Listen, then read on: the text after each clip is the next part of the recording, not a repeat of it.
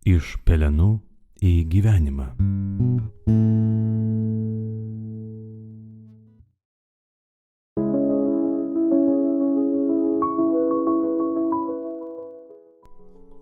Iš Evangelijos pagal Luką. Būkite gailestingi, kaip ir jūsų tėvas gailestingas. Neteiskite ir nebūsite teisiami. Nesmerkite ir nebūsite pasmerkti. Atleiskite ir jums bus atleista.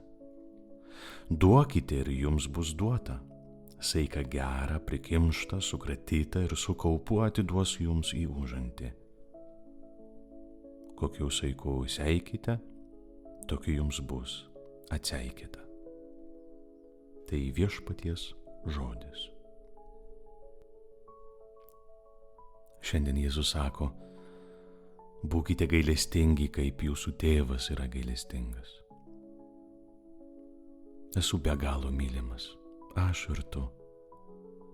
Jis mums atleido, išgelbėjo ir pripildė mus savo malonę.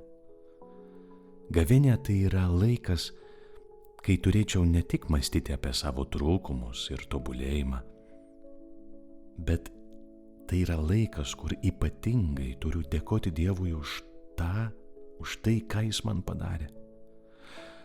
Man buvo suteikta tiek daug malonių, tik apmąstyk. Esu labai mylimas ir išrinktas.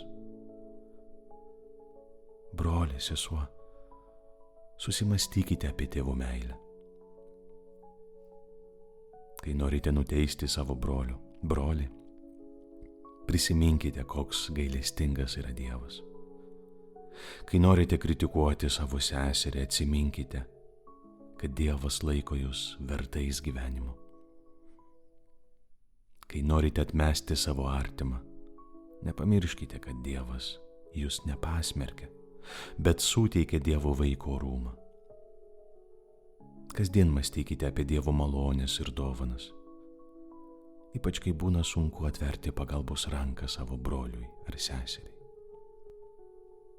Atminkime visi, kokiu saiku seikite, tokiu jums bus atseikėta. Tegu viešpats jūs visus laimina.